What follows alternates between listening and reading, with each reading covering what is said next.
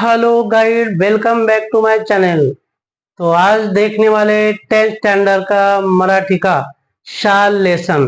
और ये शाल lesson explanation के पहले आप लोगों को मेरी एक रिक्वेस्ट है दोस्तों, वीडियो देखने के बाद एक प्यारा सा कमेंट्स करना है, लाइक करना है और अपने दोस्तों में ये वीडियो शेयर करना है, ताकि आपके साथ साथ में किसी और का भी ये लेसन देखने के बाद, पढ़ने के बाद फायदा हो जाएगा। तो देखेंगे यहाँ पे शाल लेसन का एक्सप्लेनेशन। तो ये शाल लेसन ये राग जाधव लिखित है। राग जाधव का जन्म हो गया 1932 से लेके 2016। और ये शाल मतलब ठंडी के दिन में ओढ़ने का एक वस्त्र है, एक कपड़ा है। और दूसरा उसका मीनिंग है ये सम्मान चिन्ह। कोई सभा में, मीटिंग में, कहीं पे अगर जाएंगे तो यहाँ पे लोगों को शाल श्रीफल दिया जाता है। चलो यहाँ पे देखेंगे, शालीभोवती असलेल्या लेखकाच्या आठवणी या पाठातून व्यक्त झाल्या आहेत। तो ये शाल ओढ़ने से जो नेता लोग हैं, कवि लोग हैं, ये शाल ओढ़ने से उनकी शालीनता आती है या जाती है। शालीनता मतलब सभ्य व्यक्ति, अच्छा इंसान। शाल लेसन में राग जादव को क्या क्या एक्सपीरियंस आ जाता है, एक लेखक और एक कवि, ये लोगों के साथ में रहने का मौका मिलता है और को शाल का क्या क्या एक्सपीरियंस आता है वही यहाँ पे देखेंगे। एकदा मी मतलब लेखक, एकदा मी पु ल देशपांडे यांच्याकडे काही निमित्ताने गेलो। एक बार राग जाधव पु ल देशपांडे के घर पे कुछ कारण से, निमित्त मतलब रीजन, कुछ रीजन से चले जाते। काम झाल्यावर मी निघण्याच्या बेतात होतो और मेरा काम खत्म जैसी होता है तो ये लेखक जो है वहां से निकलने वाला था।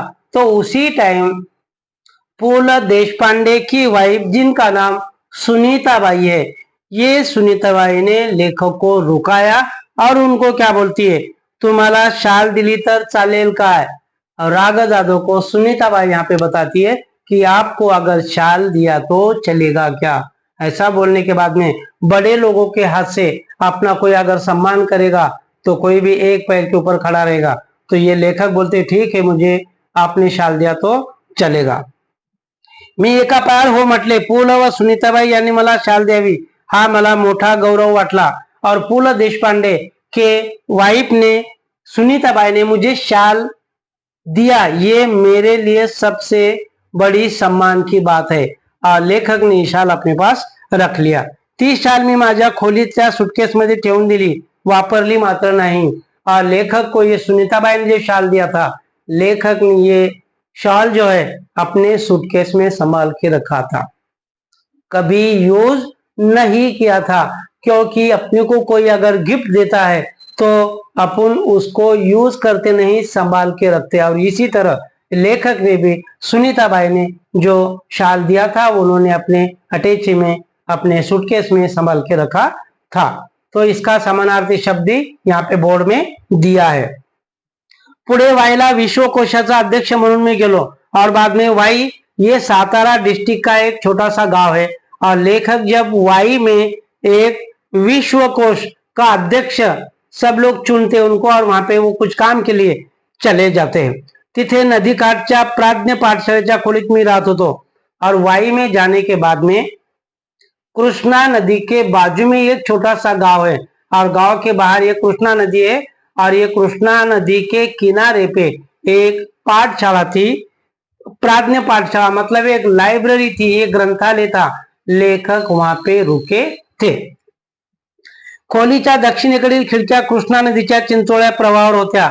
और खोली का दक्षिण दिशा का जो साइड था उसका जो खिड़की है, चिंचोड़ा मतलब कम चौड़ी, जो नदी का जो पात्र होता है वो साइड में खिड़की थी। और जब लेखक वहां पे अपने रूम में, ग्रंथालय में जब जाके बैठते तो उनको नदी के किनारे पे क्या दिखाई देता है देखेंगे।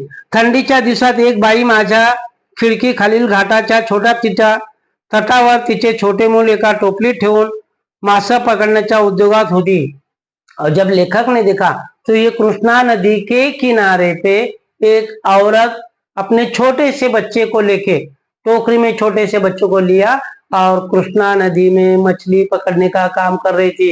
ये छोटे से बच्चे के बदन के ऊपर बिल्कुल कपड़ा नहीं था और ठंडी के वजह से ये लड़का छोटा सा लड़का जो है कांप रहा था।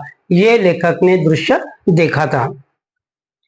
पण आई तिकडे बघते नव्हती और ये औरत जो है मछली पकड़ने का काम कर रही थी और औरत अपने बच्चे की तरफ बिल्कुल नहीं देख रही थी कि बेटा रो रहा है, क्या हो रहा है। ये अपना मछली पकड़ने के काम में बहुत बिजी थी।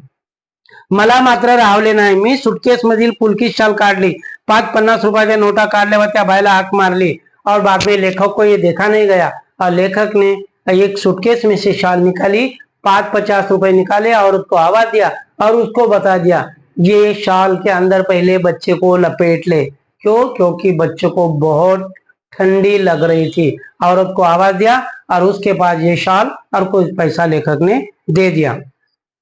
गुंडाळाने मग माझे मासे मारत बैस और लेखक ने उसको बताया कि बच्चे को पहले शॉल के अंदर लपेट ले ताकि उसकी ठंडी कम हो जाएगी और बाद में तुझे जो करना है तू कर सकती है। मतलब उसको मछली पकड़ने का काम वो कर रही थी। बाद में लेखक उसको बोलते कि तू मछली पकड़। या घटनेची ऊब पुलकित शालेच्या उभेपेक्षा अधिक होती और ये शॉल जो दिया था, ये शॉल ठंडी के दिन में आदमी ओढ़ता है, लेकिन बच्चे को जब ठंडी में लपेटने के काम में ये शॉल आई तो ये उसको बहुत अच्छा लग रहा था। आप लोगों से मेरी एक रिक्वेस्ट है, आप एक प्यारा सा कमेंट करना है, चैनल को लाइक करना है, सब्सक्राइब करना है और बाजू में जो बेल आइकॉन है उसको प्रेस करना है ताकि मेरे अगले वीडियो का नोटिफिकेशन आपके पास सबसे पहले आ जाएगा। कविवर्य नारायण सुर्वे खूब सभा सम्मेलन गाजवत। बाद में लेखक की मुलाकात कविवर्य नारायण सुर्वे के साथ में हो जाती है। वो भी अच्छे से कविते हर जगह पे सम्मेलन में जाते थे। पुढे ते साहित्य संमेलनाचे अध्यक्ष झाले। परिणामतः त्याच्या कार्यक्रमांना अहोरात्र भरतीच असे और जहां जहां नारायण सुर्वे प्रोग्राम में जाते थे उनके प्रोग्राम में बहुत सारे पब्लिक सुनने के लिए आती थी। प्रत्येक कार्यक्रमात सन्मानाचे शाल व श्रीफळ त्यांना मिळत रहे और जहाँ पे भी प्रोग्राम में नारायण सुर्वे जाते थे वहां पे उनको शाल और श्रीफळ मिलता था। श्रीफळ मतलब नारियल। तो ये शाल कंधे पे डालते थे और नारियल उसको उनके हाथ में देते थे। एकदा ते मला म्हणाले की या शाली घेऊन घेऊन मी आता शालीन बनू लागलो आहे और एक बार लेखक को वो बताते कि ये सब जगह पे जब मेरा सम्मान हो जाता है तो सब जगह पे मैं जाने के बाद में मुझे ये शाल मिलती है। ये शाल लेते लेते मैं अभी शालीन बन गया हूँ। शालीन मतलब सभ्य आदमी, अच्छा आदमी। त्यांच्या बोलण्याची उपरोधी खोज माझ्याच नव्हे तर कोणाचे सहजपणे लक्षात येणारी होती। लेकिन नारायण सुर्वे ये एक हंसी मजाक करके बोल रहे थे, ये सबके समझ में आ गया था। शाल व शालीनता याचा संबंध काय? खरे तर खरी खुरी शालीनता शाली विना शोभते। शाल लेने से आदमी शालीन बनता है क्या नहीं बनता है? तो आदमी शाल के बिना ही रह सकता है, अच्छा दिख सकता है। सूर्य मुळातच शालीन और नारायण सूर्य पहले से अच्छा आदमी था, शालीन आदमी था। शाल ओढ़ने से वो शालीन हो गया ऐसा कुछ नहीं, वो ऑलरेडी पहले से सभ्य आदमी था, शालीन आदमी था। शालीनच्या वर्षावाखाली त्यांची शालीनता कधी हरवली और शाल लेते लेते, शाल का बोझा लेते लेते वो कभी शालीन, उनके पास से सभ्य था, उनके पास की शालीनता, उनके अंदर का जो सभ्य आदमी कभी भी मिस नहीं हुआ था, कभी क्षीण झाला नहीं। और क्षीण होने मतलब कमी होना, कभी कम भी नहीं हुआ था।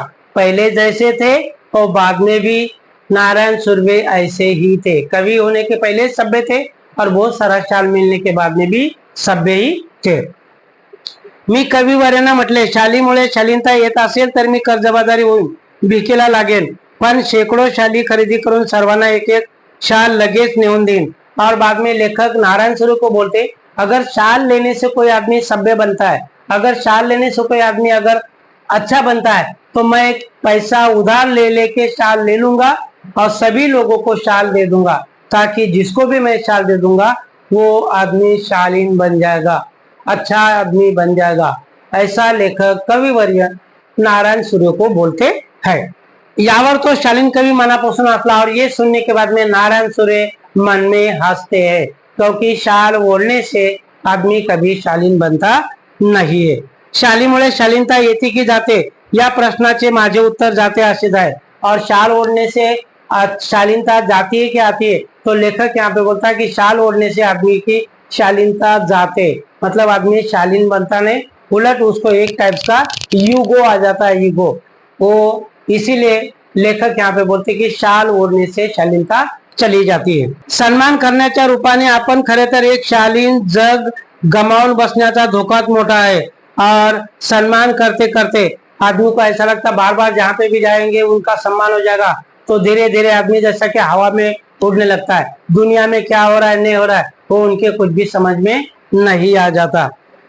मी 2004 साली मराठी साहित्य संमेलनाचा बिनविरोध अध्यक्ष झालो और बाद में लेखक भी 2004 में एक जगह पे अध्यक्ष हो जाता है. अनापोस सब पब्लिक उनको चुन के देती है, तो अध्यक्ष बन जाते, कवि सम्मेलन के अध्यक्ष बन जाते.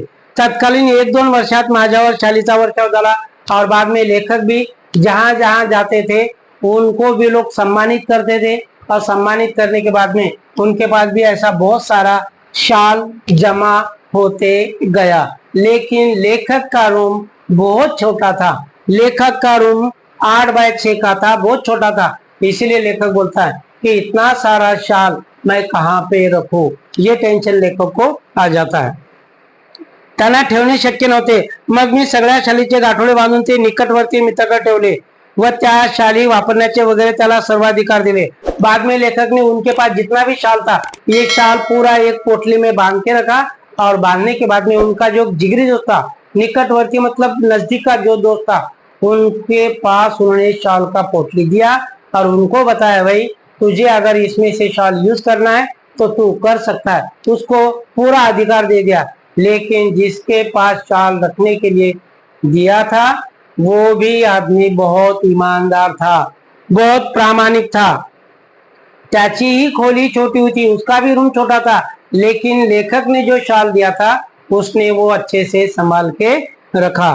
तो दोस्तों ये वीडियो बहुत बड़ा होने जा रहा है, बहुत बड़ा हो जाएगा, इसीलिए शाल लेसन के अपन 2 पार्ट करेंगे. पहला पार्ट यहाँ तक ही अपन रुकेंगे. नेक्स्ट पार्ट जो है नेक्स्ट वीडियो में फिर से मैं आपके सामने सेकंड पार्ट शाल लेसन का लेके आऊंगा, और तब तक के यहाँ पे रुकेंगे. और दोस्तों आपको ये वीडियो कैसा लगा, लाइक, ऑलरेडी मैं पहले बोला एक प्यारा सा लाइक करना है, शेयर करना है और आप सब्सक्राइब करना है, ताकि आप जब शेयर करेंगे तो आपके साथ में आपके दोस्तों का भी फायदा हो जाएगा. तो मिलते हैं नेक्स्ट वीडियो में, तब तक के लिए बाय बाय, जय हिंद.